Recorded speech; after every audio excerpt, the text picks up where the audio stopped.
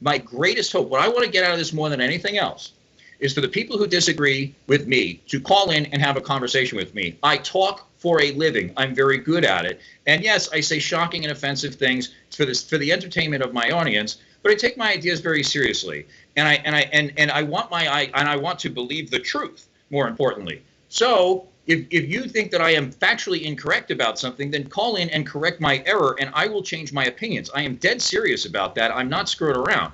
I was very reluctant to get into all this racial stuff, but people were convincing me with their arguments. You can do the same thing.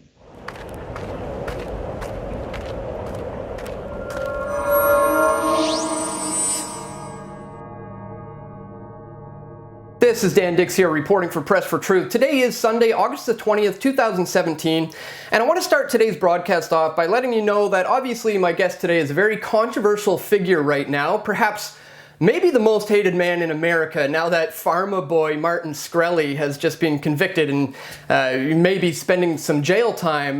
My guest is Christopher Cantwell, and following his viral Vice documentary that he was heavily featured in, it seems that he was making headlines all over the world. The very next day I saw he was on the front page of Reddit. In fact, just this morning, Julian Assange of WikiLeaks tweeted out a video about Cantwell supposedly being a Nazi, crying like a baby. And then Julian Assange followed up this tweet with another tweet saying, "To be fair, here is Chris's blog post in response to what happened." And that's the point I want to make about today's broadcast, is Julian's notion of "to be fair." I want to reiterate and make the point that I do not subscribe to Chris's views. I myself am not a white nationalist by any means. However, in this current climate, this political hate-filled left-right divide, I feel it's important to lead by example and show that it's important to be able to discuss political ideologies, even ones that you might disagree with, or maybe even ones that you despise. So on that note, I want to welcome our guest, Christopher Cantwell.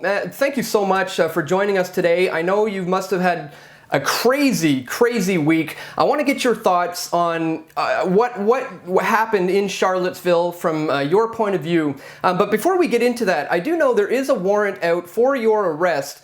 What's the latest on that right now? What's the situation with your warrant?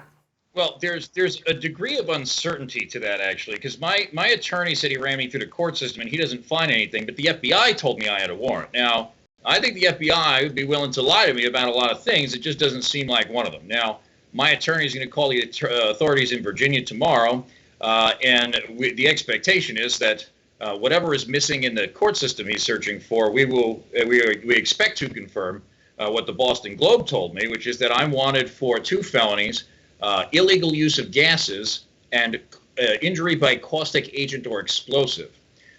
This presumably stems from, and it's from the University of Virginia Police, according to the FBI. So presumably this stems from an incident that occurred the Friday before last at UVA, where there's a photograph that got around of me pepper spraying a guy during a brawl that they started. Now, first of all, this Vice documentary is, getting a lot of attention right now, and I'm curious of how you felt that you were portrayed in that documentary. Were they coming from a biased point of view, or do you feel they represented your side fairly well? It's obviously biased. I mean, that's they're not sympathetic to my views, shall we say. And it's worth pointing out that they promised that they were not going to reveal my location, and they did so anyway. So be careful if you think you can trust these people. You can't. But I don't feel, they had to edit it for time. The interview was, I talked to them for 3 hours, and that entire audio is on my website right now, is episode 342 of The Radical Agenda. And those of you with the intellectual curiosity to understand the context, I invite you to go listen to it. I promise it's very entertaining and informative. The thing that's missing from it, and it's not entirely missing. I mean, they had to edit it down to 22 minutes or whatever, so I'm not blaming them for this. But what is missing from it is what is missing from all of the discussion that we are trying to have here, which is the reason I'm a white nationalist is because I want to live in a more peaceful, cooperative society. And the reason that I'm getting angry is because people are telling me that I have to associate with people I don't want to associate with. and I'm being violently attacked in the street. So, when I talk about, for example, a lot more people are going to die before we're done here, I'm not saying that I want to go out and help increase the homicide rate. I'm saying that we live in a violent society, and that I think that I can reduce the violence of my society by excluding people on the basis of ethnicity. Well, what would you say to the people who would suggest that those particular tactics are only fueling the left, only fueling the commies to want to have even more hatred towards your cause, and that this false left-right divide is only, what would you say to the people who would suggest that you're just creating fuel for the fire in this current race war? Well, first of all, I don't think the left-right divide is a false thing. I think it has biological origins, but that's probably a subject for another day. I don't think that anybody needs to fuel the left, right? Like, I've been a cucky libertarian for years, completely ignoring demographics and talking about the legacy of slavery and all the stupid things that we try to do to excuse the poor behaviors of blacks in America. And I've been called a racist the entire time, right? Donald Trump literally gave his daughter to a Jew, and they're running around literally calling him a Nazi anyway. So there is no benefit to be gained by giving the left, by catering to leftist nonsense. These people are calling everybody racist, whether they are or not, and trying to shut everybody down who disagrees with their political opinions, whether they are racist or not. And white identity politics is the absolutely most predictable and normal response to the race baiting of the left.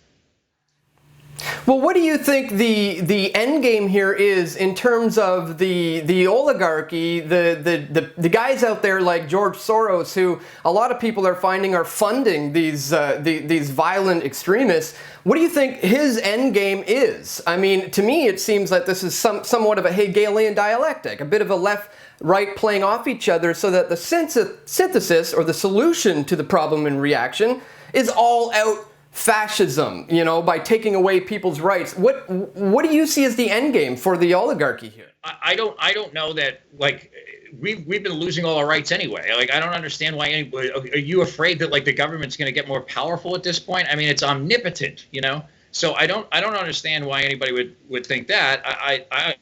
I'm coming under the impression that there are a lot of people who want to exterminate white people from the planet because we are hostile to their political interests. You go take a look, anytime there's a photograph of a Republican Party gathering in America and they notice it's full of white guys, the left tears them apart and says that they need diversity, right? Well, it doesn't seem to me like all this diversity is working out very well. It seems that with ideology interests that are completely opposed to one another, that making them share a system of government predictably leads to hostile outcomes. And so my impression of it is that whether we get our way or not, I don't think that we're going to literally get an ethno state tomorrow or anything like that. But I would say that I'm a white guy and I want the government to cater to white interests. And lately, it's been catering to interests that are completely hostile to my way of life, and that's a very serious problem for me. Well, I want to point out a serious problem for others on the right now following the Vice documentary. For someone like myself, for example, just yesterday I attended a rally in Vancouver that was it was an anti-Islamophobia rally.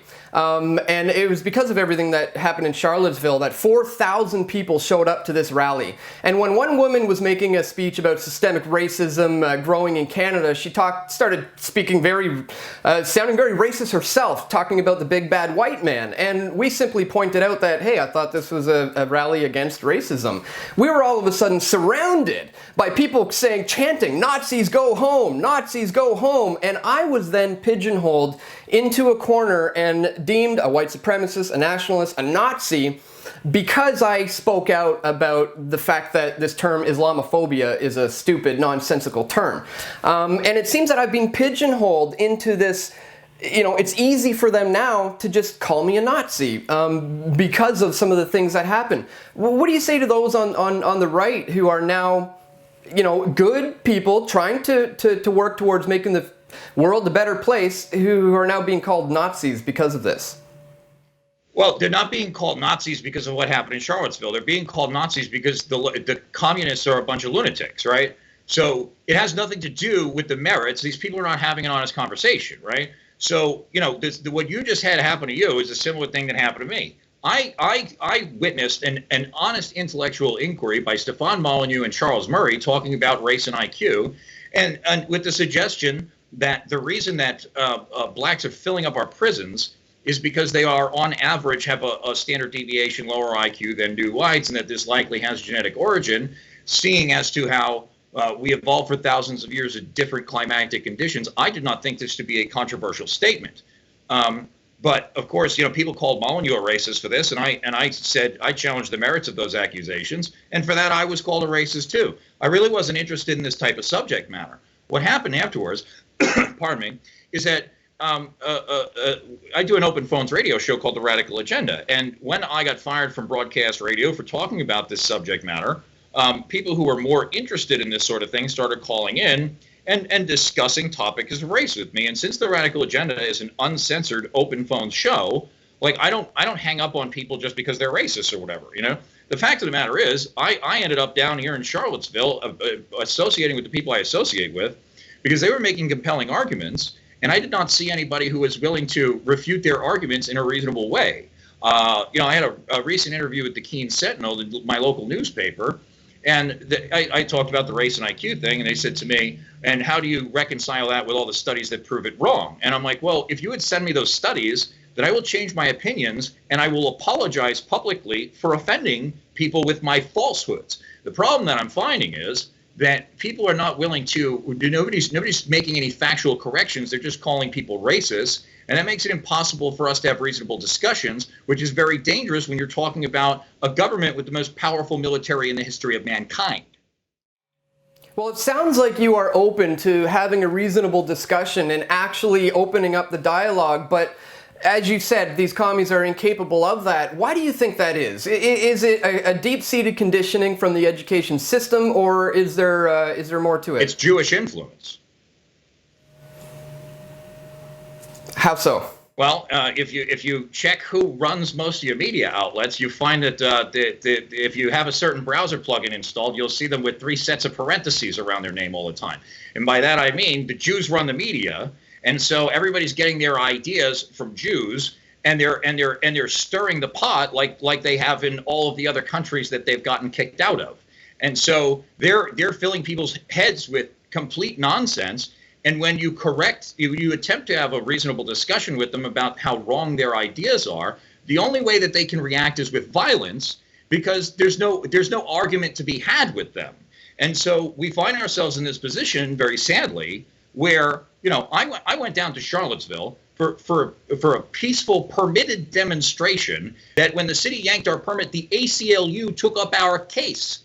I did not come down here to start a race war. But if you turn on your television set and you listen to any of the characters on MSNBC or CNN, what they're saying is that I'm a white supremacist terrorist who came down here to murder all the non-whites or whatever, which is completely ridiculous. And anybody who knows anything about me knows that that's ridiculous. But of course, because I'm a shock jock and I tried to be entertaining for Vice News, now everybody wants to make me out like the worst man who ever lived, and millions of people literally want to kill me now. Well, literally millions. I mean, as I said this morning, Julian Assange was tweeting about you. I don't know if you were aware. Yeah, what are your thoughts? Yeah, I saw the Julian Assange tweet, and you know what? That'll teach me to support a leftist out of principle.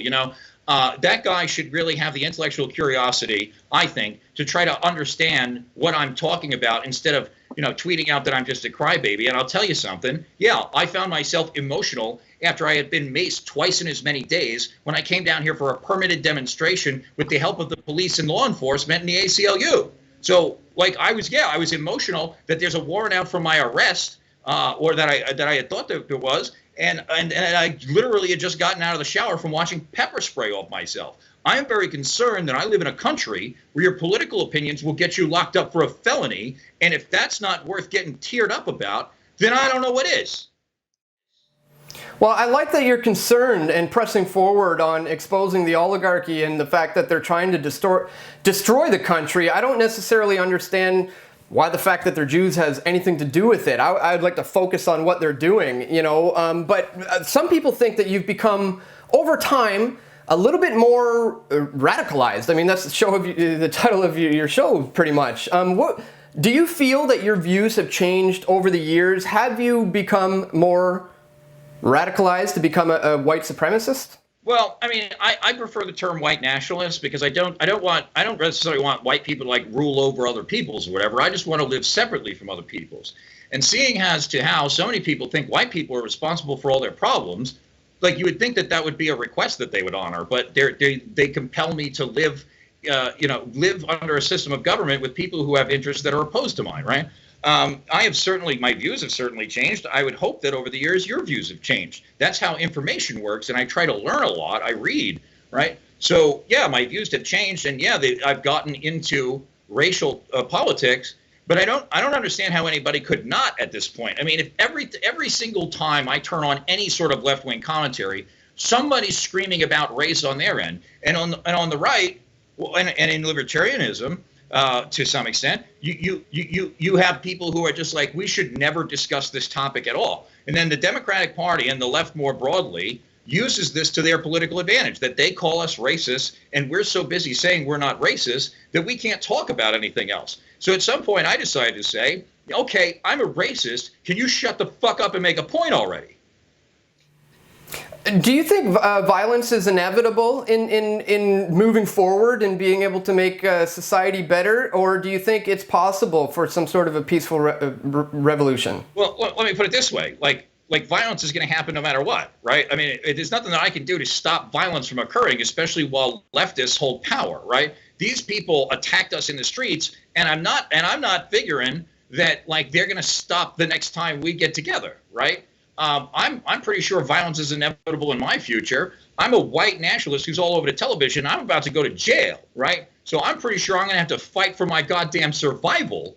And so, yeah, I think violence is pretty much inevitable in that perspective. Is it possible for things to change? Yeah. As soon as a whole bunch of people agree to act in the same way, then we can stop having violent conflicts. I just don't think that's realistic when you have, 320 million people with diverse interests, aptitudes, and inclinations living under the same system of government that violently rules over them with omnipotence. So I'm sadly saying, yes, I'm pretty sure that violence is inevitable. But if somebody would like to convince me otherwise, I'd say thank you to them.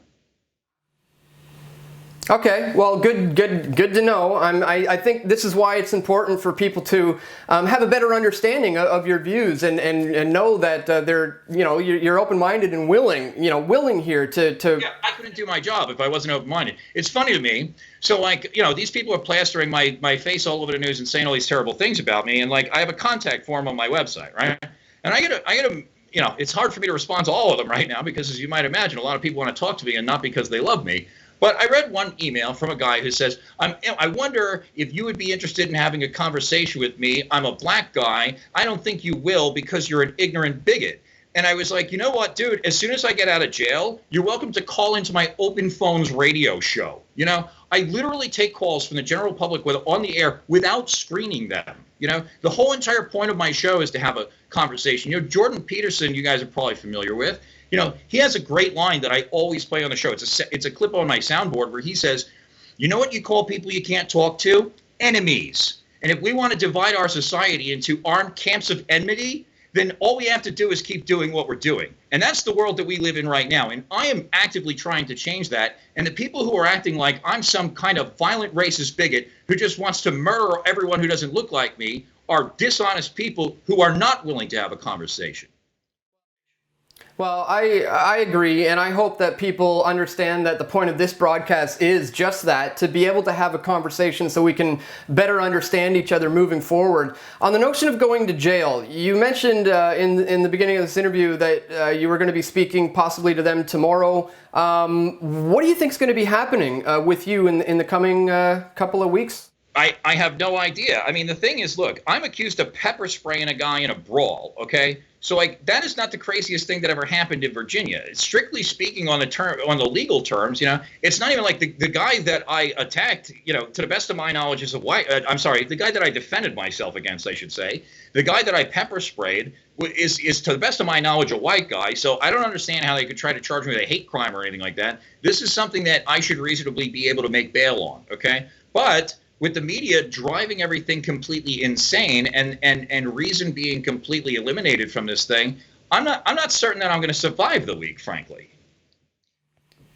Okay, well then, maybe in closing we can wrap this up. I'd like to maybe get your views on if you had an opportunity to say something to the left and to these people who are so opposed to your opinion, but if you could say it in such a way that maybe is going to get to them or not offend them or make them want to punch you, is there something you can say to get them to try to understand where you're coming from? I would invite you, if I have the opportunity to do it, I would invite you to call into my show and try to make a reason.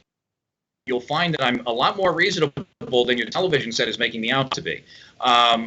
Sadly, I don't know that I'm going to have that opportunity, but if I do, my greatest hope, what I want to get out of this more than anything else is for the people who disagree with me to call in and have a conversation with me. I talk for a living. I'm very good at it. And yes, I say shocking and offensive things for the entertainment of my audience, but I take my ideas very seriously. And I want to believe the truth. More importantly. So if you think that I am factually incorrect about something, then call in and correct my error, and I will change my opinions. I am dead serious about that. I'm not screwing around. I was very reluctant to get into all this racial stuff, but people were convincing me with their arguments. You can do the same thing.